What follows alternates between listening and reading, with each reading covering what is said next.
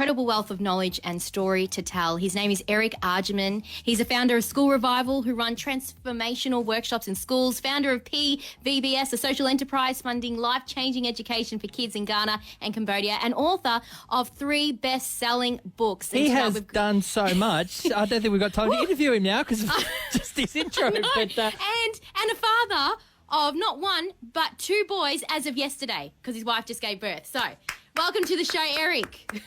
Thank you, guys. Jeez, sounds like I paid you guys a whole bunch of, I don't know, money or send some books your way. Far out. Now, Eric, you have an incredible story, and we want to talk a little bit about that first before we talk about the Black Lives Matter movement, which I know you're very passionate about, as are we. Can you tell us in summary, in literally 3 minutes, a little bit about your story and how you've transformed your life and basically how it's led you to what you're doing today? Okay, I will. Really quickly, thank you guys so much for having me on. All right, appreciate that. Nice. So my family moved from, I was born in Ghana, but raised in New Zealand. Came to Melbourne in 1997 in the eastern suburbs, lived in Ringwood, went to Ringwood Primary. Pretty much my first day at school, I, experienced racial bullying. I was a victim of racial bullying.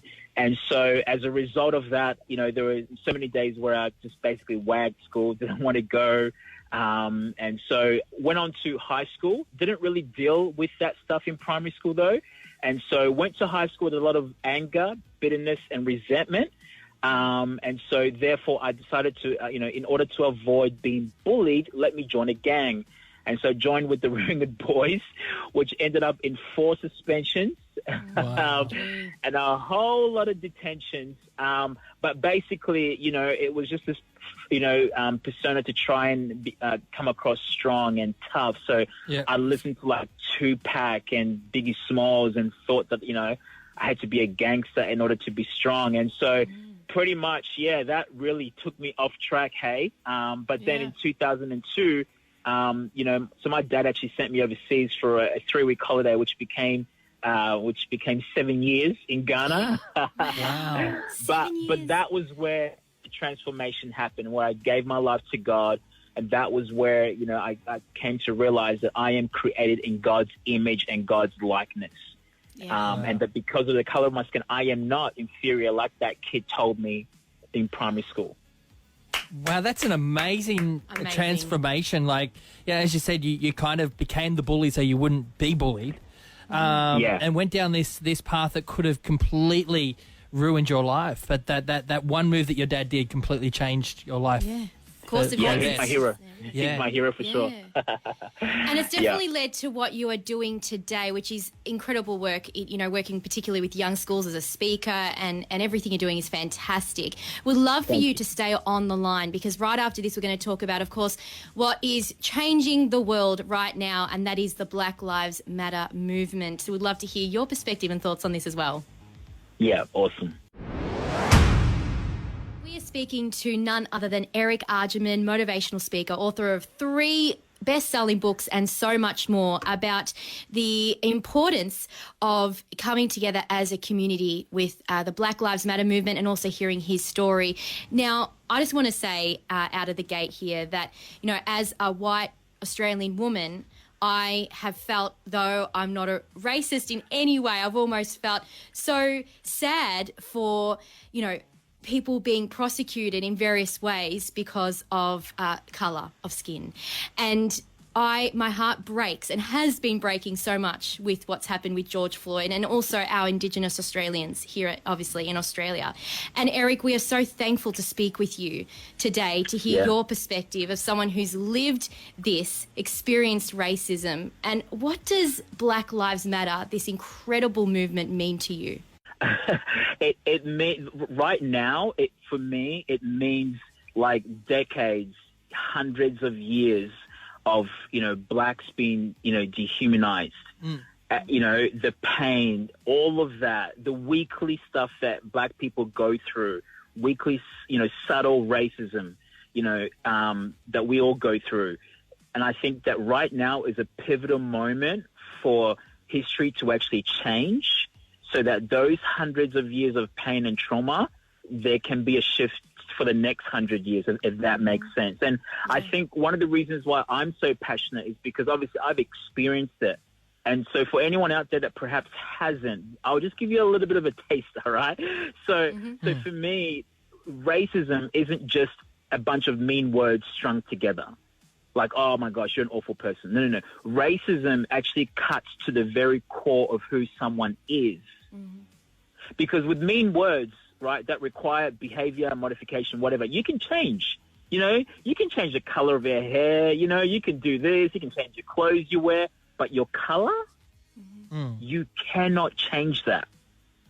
Yeah. And so when someone throws or hurls or, you know, acts in a racist way, it really cuts deep to the very identity of a person. And we all know that, like, you know, the identity of a person shapes their whole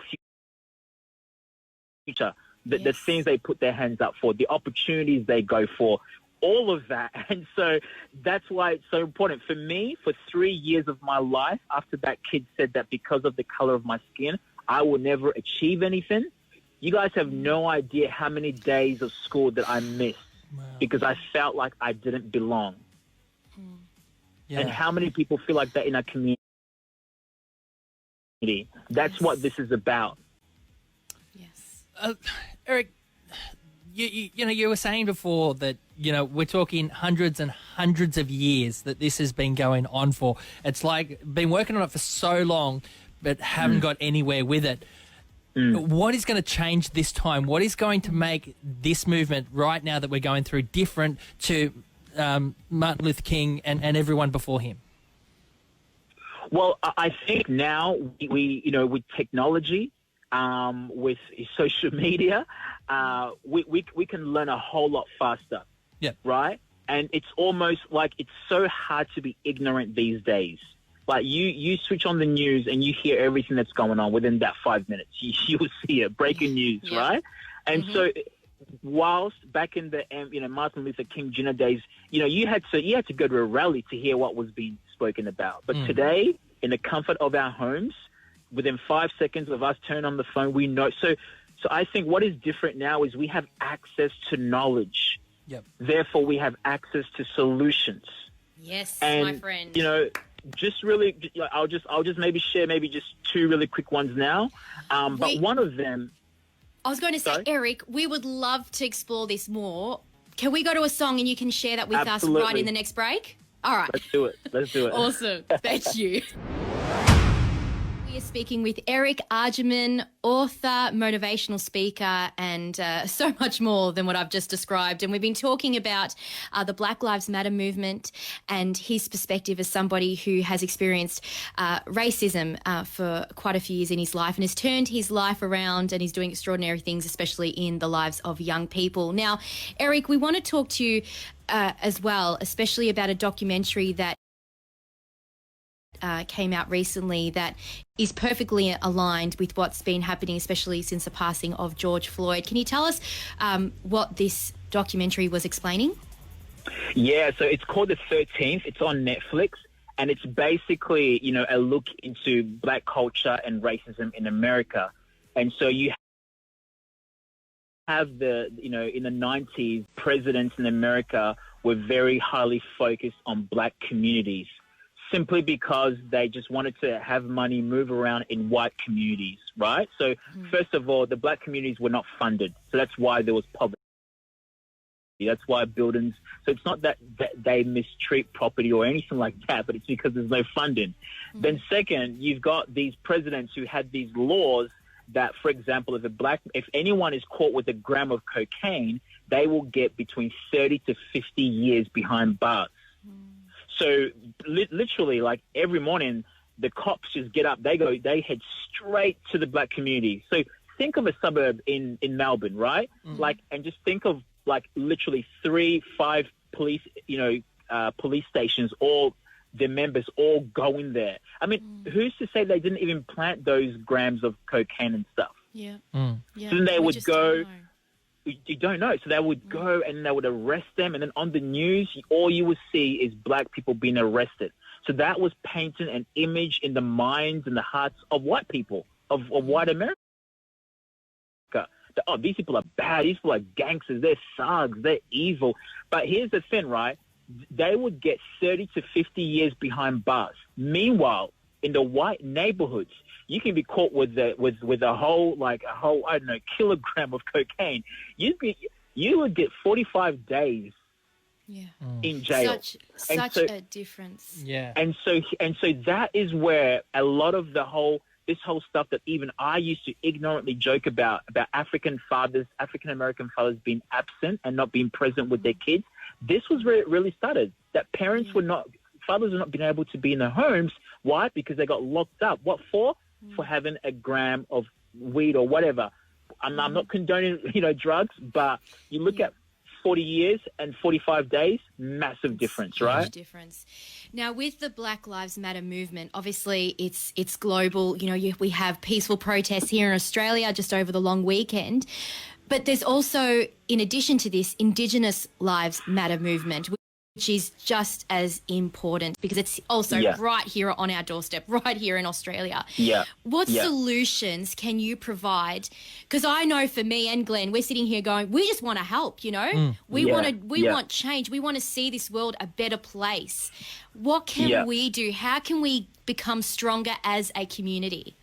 Okay, so in a short time that I have, I'm gonna be as quick as I can, but hopefully all I'm about to say makes sense. First of all, with the Indigenous community here in Australia, here is a thought for all of us that a friend of mine shared on social media, right? How can the great southern, land of Australia, how can Australia have revival in this land when we can't even reconcile with the Indigenous owners of the land? Yeah. Maybe the revival that we're waiting for is actually being prevented because we haven't reconciled. All right, now let's get to solutions. So, number one was what I shared through the Netflix documentary, The 13th, right? I think now we need to be watching stuff like that. The 13th. There's another one called When They See Us. That will really open your eyes to the history of racism and will really break anyone's heart if it's not yet broken. Things that people have suffered. And I say Netflix because, you know what, for me, it's easier to watch and learn than to read and learn. Yeah, so true. It's that saying, knowledge is power, isn't it? Absolutely. It means so much right now. Absolutely. Now, the last one that I'll say is this. So, really quickly, before George Floyd, there was another guy, a guy called Ahmaud Arbery, who was running in a white neighborhood and got shot. That incident was a father and a son that both shot him, were together. Both had guns, both killed him.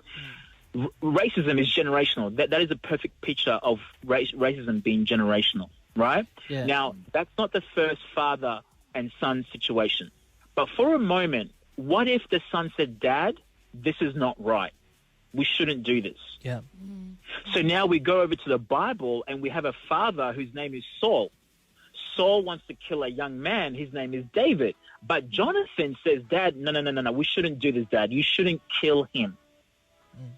Yeah. There are Jonathans everywhere around us, Glenn and Gianna. There are Jonathans in our homes, in our workplaces. And all I'm saying is we can all be Jonathans. Who are the Jonathans? Jonathans are the ones that see things being done, see racial comments, racial acts, and say, no, buddy. This is not on. This is not happening. Not on my watch. Because imagine if that son had said no to the father. That guy, Ahmed, would still be alive. But Jonathan did. And I think that's also the case with the George Floyd incident as well, is the police that were standing by watching, had they been a Jonathan, we would be in a totally different situation. Totally different situation. Yeah. So we can all be Jonathans. So I urge you all, wherever God has called you to be, whether it's politics or youth or, workplace, corporate, wherever, we can all be Jonathans and stand up to racism, by empowering ourselves with knowledge through Netflix and those documentaries and books. Absolutely. I've applauded you so much, Eric. I feel like we're at a forum and we're hearing you speak, and we're one of millions of people hearing from you. Thank you so much for sharing your knowledge and your incredible wisdom and faith as well on the show tonight. We cannot thank you enough. Can I just say one last thing? Just 30 seconds. 30 seconds, right? my wife and I just welcomed our beautiful son into the world yesterday. And when I looked into his eyes, all I could think about was, like, your life matters, son. Yes. Oh. Your life matters. Yep. And that's why this is so important. Thank you. That was beautiful. Thank you, Eric. Thank you so much for your time. Thanks, guys.